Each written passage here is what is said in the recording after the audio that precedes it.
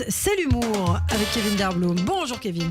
Bonjour Ilana, bonjour à tous. Comment allez-vous ? Ça va très bien et vous ? Eh bien, écoutez, moi ça va. Le week-end dernier, je me suis adonné à l'activité favorite des trentenaires à partir des beaux jours. J'ai assisté à un mariage.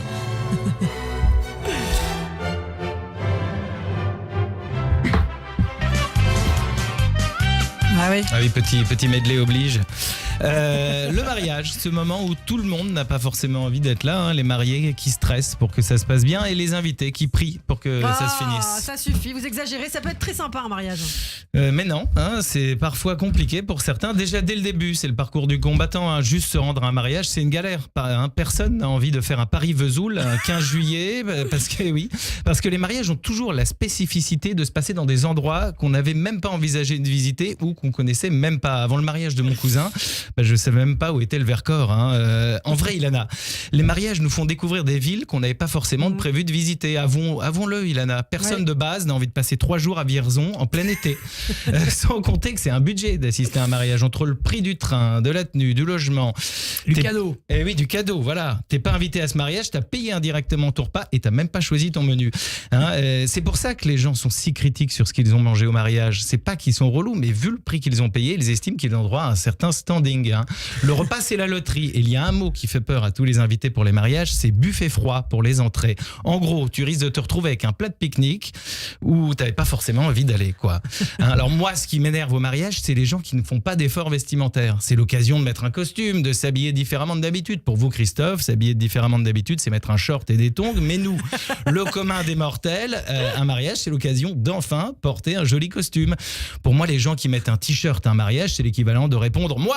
quand le prêtre demande qui s'oppose à cette union. Et oui, je me confesse, Ilana, je ne vais pas qu'à des mariages juifs. Et même dans les mariages juifs, il y a des défauts. Hein. Vous avez vu le nombre de verres qu'on casse à l'année, hein, quand même. Et puis, il y a le plan de table. Faire un plan de table, c'est l'enfer. Il y a toujours un oncle qui parle plus à une cousine, une belle-sœur qui parle plus à son frère. Il y a tellement d'histoires que c'est plus un plan de table. Un plan de table, c'est Game of Thrones. Hein. Et puis, il y a le délire de se retrouver assis à côté de gens que tu ne connais pas. Hein. Et déjà, quand tu connais pas trop les gens à un mariage, c'est que tu ne fais pas partie du premier cercle. Hein. Et du coup, tu te retrouves à la table des gens qui ne sont pas du premier cercle, ceux qu'on appelle les pièces rapportées. Hein, et il faut admettre qu'on n'a pas grand-chose à se dire, aucune anecdote intéressante à partager sur les mariés. Du coup, on essaie de faire la conversation comme on peut. Ah, tu connais comment Victor, le marié ? Ma femme, c'est une ancienne collègue de sa femme. Du coup, là, c'est la 2e fois que je le vois. Et oui, Lana, c'est déjà la fin de cet échange passionnant avec cet inconnu à la table pivoine, celle qui se situe très loin de la table d'honneur. Certains diront presque plus dans la salle. Mais même quand t'es proche, hein, tu te rends compte que tout le monde ment à un mariage. Hein, on cache certaines anecdotes quand on écrit un discours pour un pote. Ouais. Hein, ton pote te prévient à l'avance, il te dit « T'as pas intérêt de raconter notre week-end à Marrakech en 2012 hein. ». C'est là que tu te rends compte à quel point ton pote a donné la version de lui-même qu'il voulait à son beau-père. Ça se voit au discours du beau-père. « Bienvenue dans la famille, Victor, on a appris à te connaître, tu es un garçon travailleur, respectueux, avec des valeurs. Mais toi, ça te fait bizarre parce que les souvenirs que t'as de Victor, hein, c'est un gars qui boit une bière au petit-déj, qui allait pas en cours à la fac et qui montrait ses fesses en soirée pour faire rigoler les copains. Hein. Une autre chose importante dans les mariages, c'est la musique. Ça nous fait revivre des danses ancestrales comme la Macarena, le Madison, la Lambada. Tous ces souvenirs du camping des Flots Bleus réunis en une soirée. Et ça nous fait surtout comprendre d'où vient la SACEM de Patrick Hernandez. Des mariages. Je plaisante, Ilana, bien sûr, au fond de moi, je dois l'avouer, j'aime les mariages, même si, à l'approche de la quarantaine, je mets de plus en plus de temps à me remettre de la pièce montée, des vins de table, mais surtout de la pièce montée. Il est toujours beau de voir l'amour célébré. D'ailleurs, je félicite encore mes amis qui sont mariés le week-end dernier et je leur souhaite une belle vie à tous les deux, une belle vie à toi, Marjorie, et une belle vie à toi aussi, Victor. Hector, je vous l'avais dit que je connaissais pas le marié.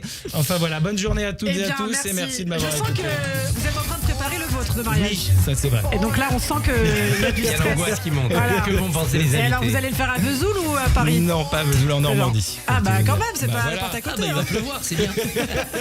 On change un Eh peu. bien, Mazel Tov, Merci. Kevin, j'espère que je ne serai pas placé très loin de la Mais porte. j'espère aussi. Table pivoine. Si on est invité, Table évidemment. pivoine pour Ilana. Merci beaucoup, Kevin. On Merci se à retrouve vous. la semaine prochaine. Tout de suite, l'invité de Christophe Barbier, c'est Céline Calmès.